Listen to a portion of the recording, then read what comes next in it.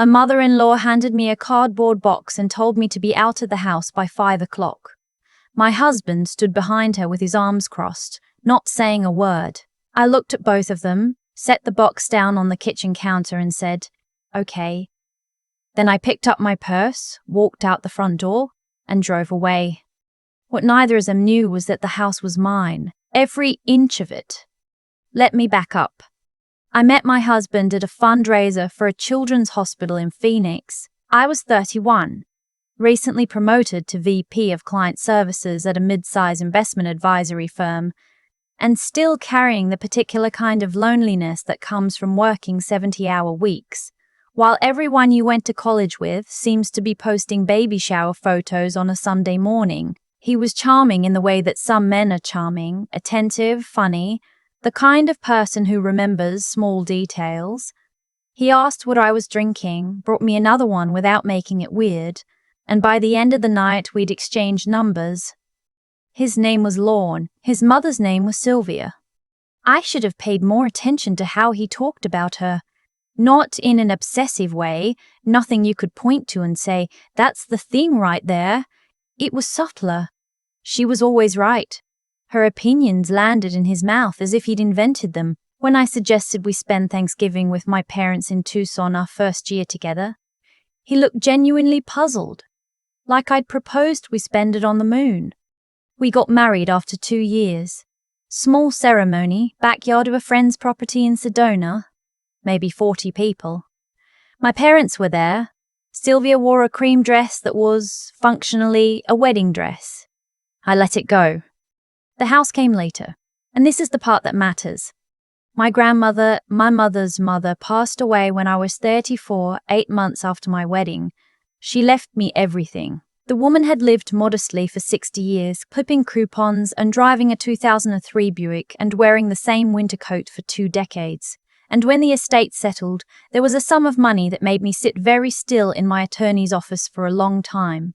Just over $890,000. I hadn't known. She hadn't wanted anyone to make a fuss. I used most of it to buy the house.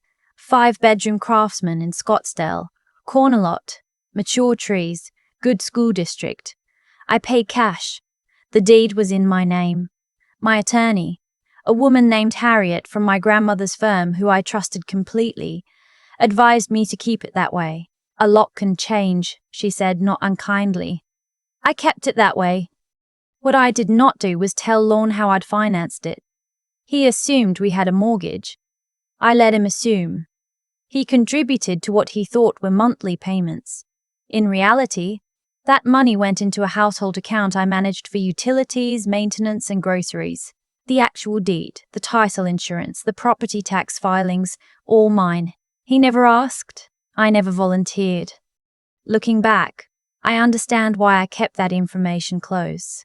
Somewhere beneath the dinners and the weekend trips and the years of building what I thought was a life with this man, I must have known that something wasn't right, that his mother's hold on him was not the normal, affectionate kind, that when she visited and rearranged my kitchen without asking and then looked at me pleasantly while doing it, she was not being helpful, she was establishing something.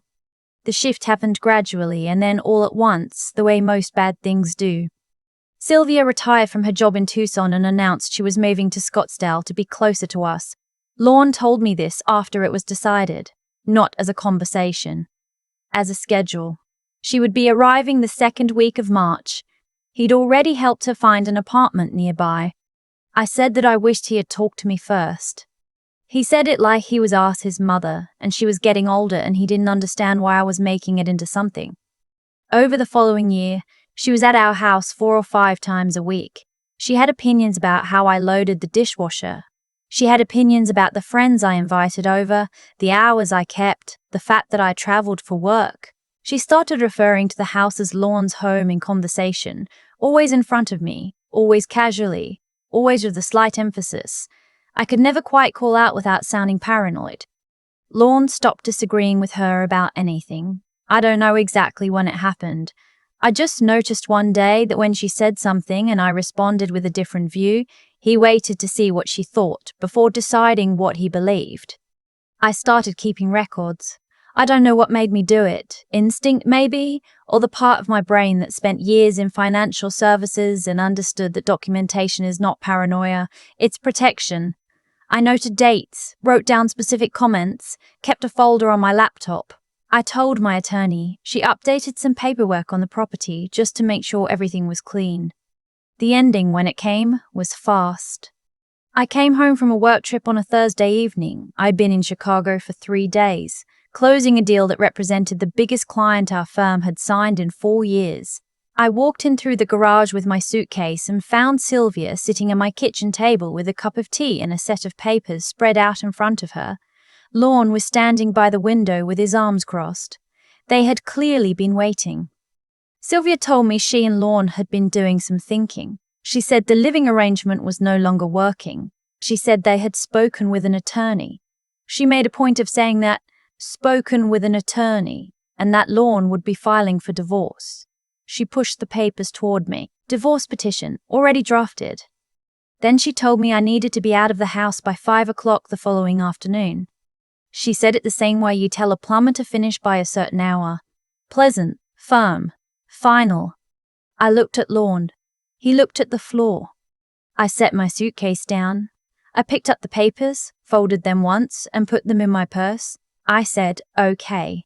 I picked up my purse, walked to the front door, and drove to my friend Margot's house, where I sat at her kitchen table for about an hour without saying much of anything while she poured me wine and didn't push. Then I called my attorney. She didn't seem surprised. Are you safe? She asked first. I said yes. She said, good, now let's talk. She reminded me of some things I already knew but needed to hear out loud. The house was mine, paid in full, deed in my name, had been since the day we moved in. There was no mortgage to contest, no joint financing to untangle. Lorne had no legal claim to the property. The divorce proceedings would proceed according to Arizona's community property laws, which was its own matter. But the house itself was not community property. It had been purchased entirely with funds I'd inherited before the marriage, documented and traceable, and it had never been retitled jointly. She told me not to move out. I didn't move out. I went back the next afternoon, not by 5 o'clock, but at 4:30. And I walked in the front door with a small bag from the grocery store because I needed coffee and I was out. Sylvia was sitting in the living room. She stood up when she saw me. I told you to be gone, she said. This is my house, I said. I was calm. I was surprised by how calm I was. The deed is in my name. I've spoken with my attorney. If there's going to be a divorce, we'll go through the process. But I won't be leaving this property. She stared at me. Lorne, she started. I'm not talking to Lorne through you, I said. If he has something to say, he can say it to me or to his attorney. She called him. He came home that evening and we had the first real conversation we'd had in months. He told me his mother was right that things hadn't been working. I asked him when he'd stopped having his own opinions. He didn't answer. He told me he loved her. I told him I knew that. I told him that wasn't actually what we were talking about. He told me she'd said the house was half his. I told him to have his attorney pull the deed. The next 2 weeks were the strangest of my life. We were technically still living together while the divorce process started. Sylvia tried coming over twice. I was polite both times. Not warm, but polite. She was used to me backing down. When I didn't, she seemed genuinely uncertain, the way someone does when the script they've been using stops working. Lorne's attorney pulled the deed. Then he called Lorne. I don't know exactly what was said, but that evening Lorne came to find me while I was sitting on the back porch with a glass of water and the Chicago deal documents I was still reviewing. He stood in the doorway for a moment before he spoke. The house is yours, he said, like he was telling me something I didn't know. Yes, I said. He was quiet for a while. Then, why didn't you tell me? I thought about that question for a long time before I answered. The honest answer was complicated. Part of it was my grandmother. Her money felt private, felt like something that was hers before it was mine, and I'd been careful with it for that reason. Part of it was instinct, the thing I couldn't prove but had felt from very early on. And part of it, I admitted to myself that night on the porch, was a test I hadn't consciously designed but had run anyway. Who would he be if things got hard? Who would he be when there was something to lose? I knew the answer now. I was protecting something that mattered to me, I said. He nodded slowly, like that was a sentence he could almost understand, but not quite. The divorce took 7 months. Arizona divides marital assets down the middle, so there were accounts and property we'd accumulated together that required negotiation. My attorney was excellent. I was fair, but I was not soft. I had documentation for everything, which made the process cleaner than it might have been. Lorne ended up with his car, his retirement accounts, a joint savings balance split equally, and the furniture he'd brought into the marriage.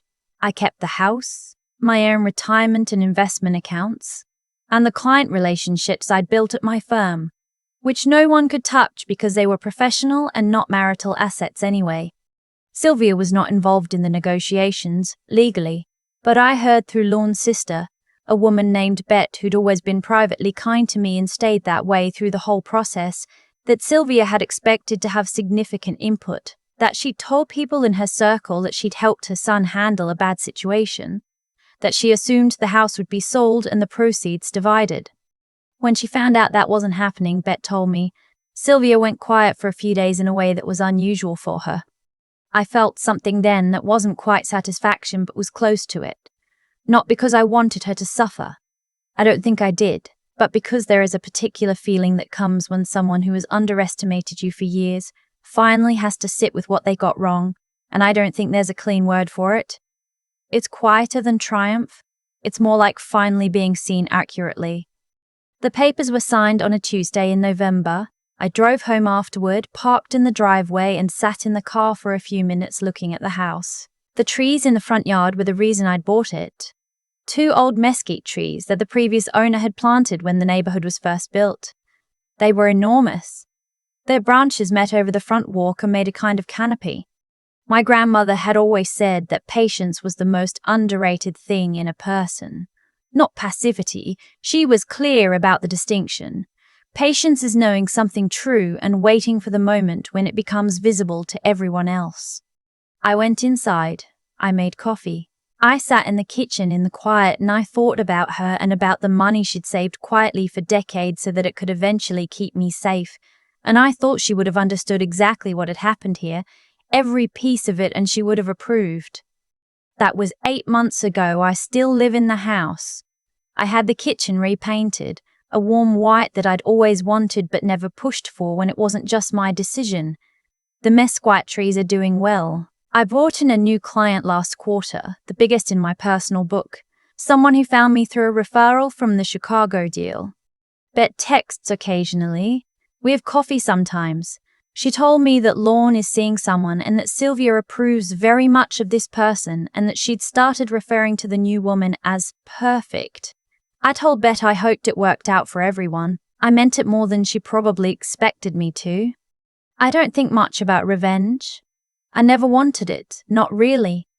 What I wanted was what I already had, which was a house I owned and a life I'd built, and the kind of clarity that comes when you stop trying to hold something together that was never as solid as you believed. My grandmother used to say that some things don't need to be announced, they just need to be true.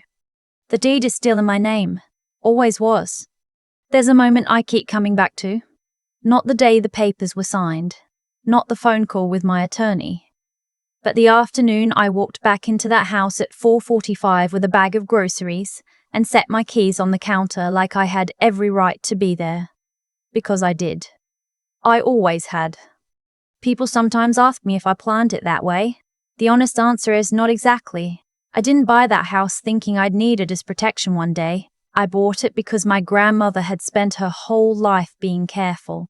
And when she left that money to me, it felt like she was asking me to be careful too. I didn't know what I was protecting myself from yet. I just knew that something true and solid was worth holding on to quietly until the moment it needed to be visible. That's the thing about integrity. And I don't mean it in the poster on a wall sense.